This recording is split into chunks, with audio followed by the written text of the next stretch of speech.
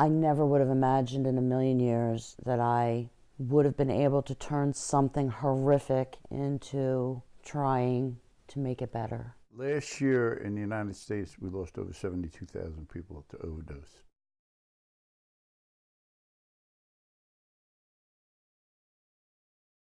Did I notice it per se? I did not. His girlfriend had come to me and told me that he had a problem with pills. I immediately took him to the emergency room, had him drug tested and evaluated, and he was in rehab the next day. I probably thought he's going to go to rehab, he's going to be fine.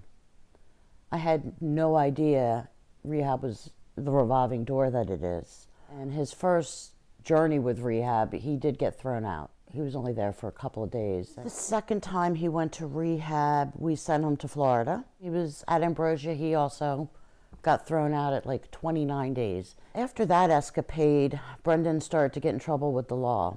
Spent 11 months in the Bucks County Correctional Facility. He finally got released November of 2012. By January of 2013, he came to me crying that he needed to go back to rehab. Due to the fact that the pills are so expensive, we found out he had moved on to heroin. June of 2013, I went to wake him up and his door was locked. So I was banging on his door. He wasn't answering. So my husband kicked the door down and he was actively overdosing in his room. He had to go to Moss Rehab after that. And once he was released, he still had to go back on an outpatient basis 3 times a week.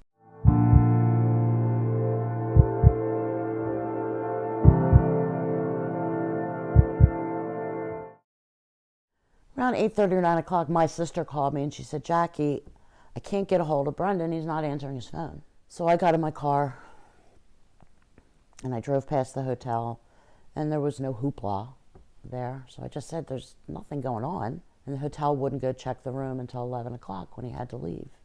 She called again at 11 o'clock and he had passed away. I remember sitting in a breezeway at the motel, freezing, hysterical, just shaking, waiting to see my son. And when they finally let me go up, it's an image I'll never forget. He was lying there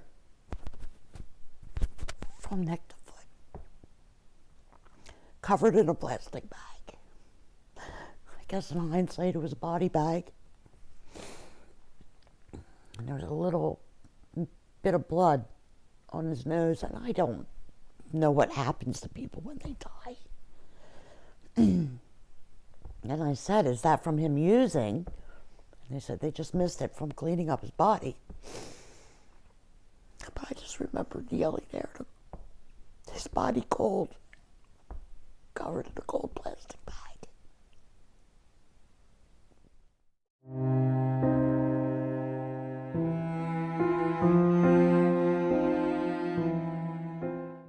As a family, we wanted to raise money to help addiction.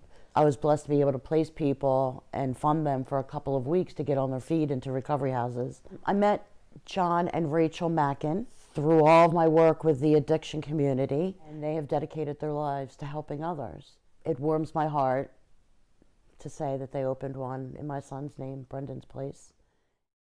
We'll talk with him and we'll go from there. Okay, I mean, I'm always open. You know, we are always open to second chances because we both got them, right? Right. We provide a safe living environment. We help guide them on the path to recovery. We set this house up for younger men. Most of the men are under 30. And the reason we did that is peer groups usually work out better when they're placed together. We dedicate the name of the house to a child we lost to this disease. She graciously said yes, and so that's how we came about naming that house Brendan's Place.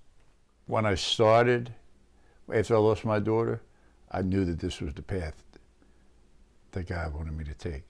And I knew that this is what my purpose of life was, is to try to help other families avoid this tragedy as much as I could. Where I'm working now, on Sundays, we do have parent education, and I am able to talk somewhat to the parents and give them a little bit of advice